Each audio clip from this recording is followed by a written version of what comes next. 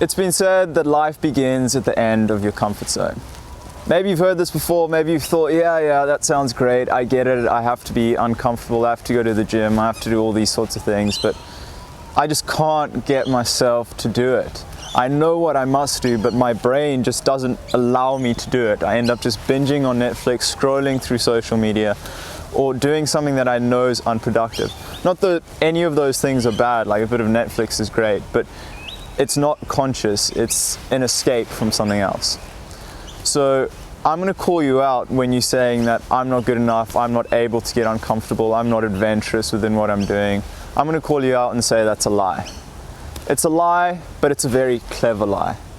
As for a long time, once our survival needs were met, what was the point in doing a lot of the things that we did?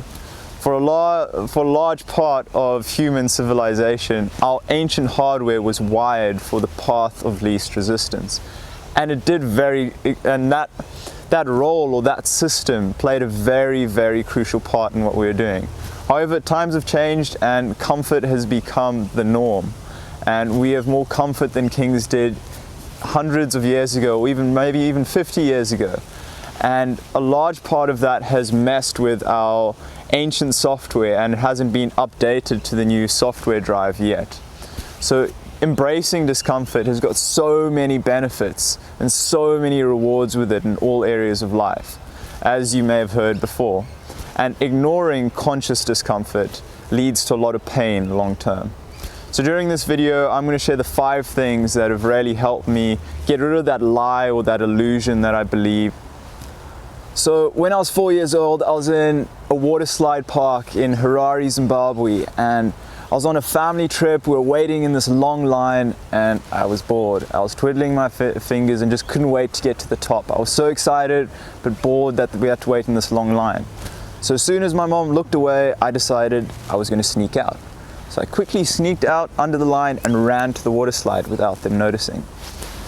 I got to the top of the biggest one in the park, and as I got to the top, this man looked at me and said, "You are too young, you can't swim." So I looked at him, lied and said I had done swimming lessons.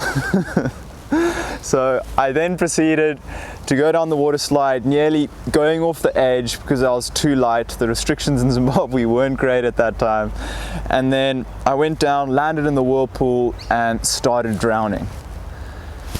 I thought to myself as a 4-year-old, you know, Liam, you're done. It's been a good 4 years, mate.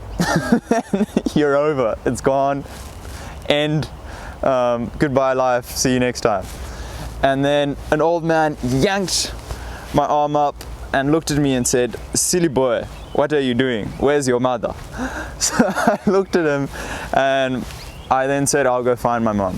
I lied again. I then thought that was good fun, so I decided to go up the water slide again, repeat the process, land in the bottom of the whirlpool and start drowning again.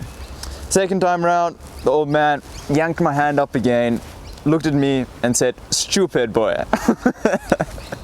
Then my mom was next to him, full of anger, gratefulness, being scared. Poor mom.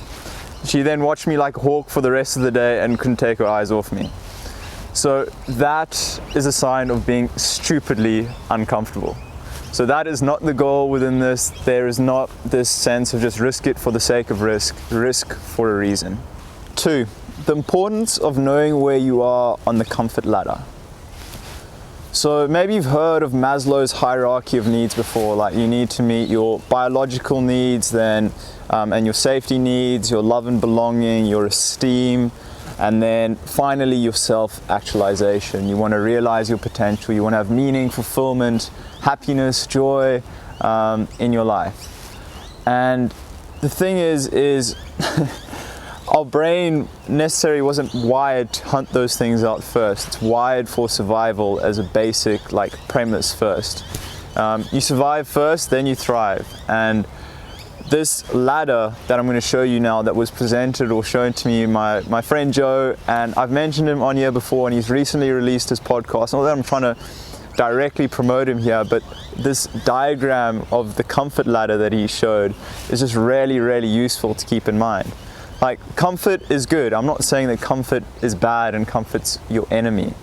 I'm saying that to a certain perspective or to a certain point, it loses its power and it loses what we're trying to do, and we don't sort of get to that next step of meaning, fulfillment, happiness.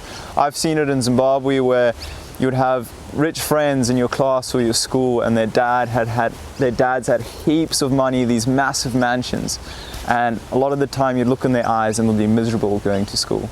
So it's not that money is bad or money is good, it's a tool.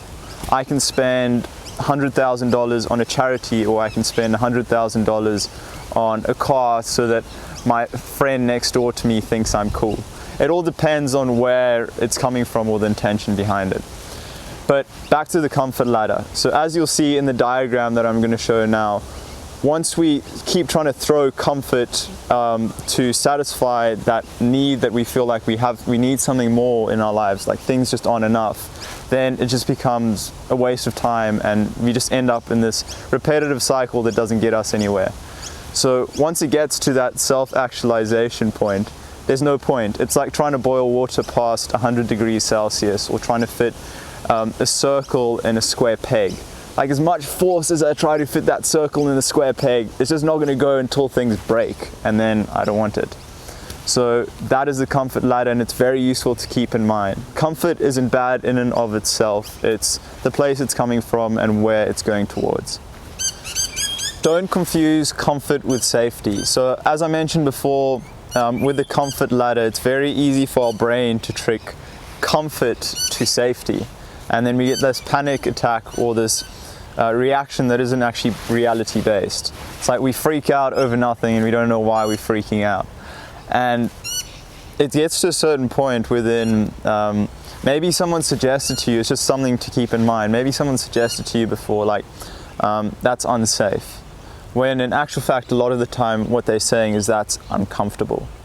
As very few things now that we do that say we risk, a lot of it's due to other people's perspectives that we're risking on, not our actual survival needs or what we actually want. And this is fascinating to think about, is to ask yourself when you're going something or pursuing something further, like my brain when I'm talking to this camera right now. If someone walks past, like sometimes I get like a rush of fear, like what's they going to think of me, what's going to happen? And that's sort of like biological at the start until I get used to it and until it becomes a new norm. Because if I'm just shouting at some camera, then I assume someone's going to think I'm crazy and then something's going to happen to me, when in actual fact that isn't reality based. But that's the story or the perception that sometimes goes on in my mind. So next time you're pursuing something that you know is important but you feel is uncomfortable, don't let your brain trick you into thinking it's unsafe when it's just uncomfortable. The ability to differentiate the two is, I think, an incredible skill, and I'm still not great at it and still learning, and it's a constant process. But like, yeah, asking myself, is this safe or is this uncomfortable? And then pursuing from there and choosing the direction to be consciously uncomfortable. An example of this was during year 12 when I decided I was going to do physics, chem, maths. I wasn't really interested in any of them, but I had this conditioned reaction from people around me that, yes, those open up greater options for you, Liam. That's what you want to do. That's the socially acceptable answer. And I remember going to that classes and dreading waking up to go to those classes. Not that those subjects are bad and some people love them, but I just dreaded going to them and it wasn't my thing. And it's because I sort of resented the fact that I had done it because someone else's expectations had enforced it. And it wasn't actually, I hadn't consciously made the decision. And then I actually ended up doing worse in those grades overall. So was it actually the safer option? No, I don't think so. I think it was the more comfortable option. And because when I started to do, if I did something that I love, like art, tennis, I would work twice as hard on the tennis court afterwards with so much more motivation, and I would love it. And that work wouldn't feel so much like work, and I'd go after those sessions and feel a lot happier versus working far less with the other thing that I was doing. And it's just valuing the intrinsic motivation is actually safer, I think is where we've got a lot of this thing is confused. Is like, is it just safe for your wallet, or is it safe for your soul? You know, within what is happening. That sounds quite hippy-dippy, but it's true. And if you come from that intrinsic place, as I've mentioned before on interest mapping, then I feel it's so much like safer long term, not just for your physical wallet, but for your mental wallet, you know. 4, recognize delightful discomforts. So then comes a question, which discomforts, or how do I want to become uncomfortable with what I'm doing? What sort of areas do I want to become uncomfortable with? So some examples are, it's uncomfortable at the start to meditate. It's uncomfortable at the start to go to the gym. It's uncomfortable to eat the right food sometimes. But that leads to delightful discomfort. And then soon you start to like the discomfort or the slight resistance to it, because you realize the far greater benefits afterwards. So recognize the delightful discomforts that you wish to pursue. To emphasize the point on how important delightful discomfort is and how it actually defies aging, I'm going to share an interview that Lewis Howes did with a well-known scientist and researcher on this topic, David Sinclair. Our whole lives trying to reduce our adversity. Right, being comfortable. Right. Being Don't be warm all the time. hungry, don't be puffed, don't walk, valet your car, Right. roll your suitcase, don't carry it, for goodness sakes. We've done the worst. No wonder we're getting sicker and sicker. We're in a world of convenience. Right, and it's the worst thing we could do Really? for our bodies in terms of longevity. Constant food, don't exercise, don't be cold ever.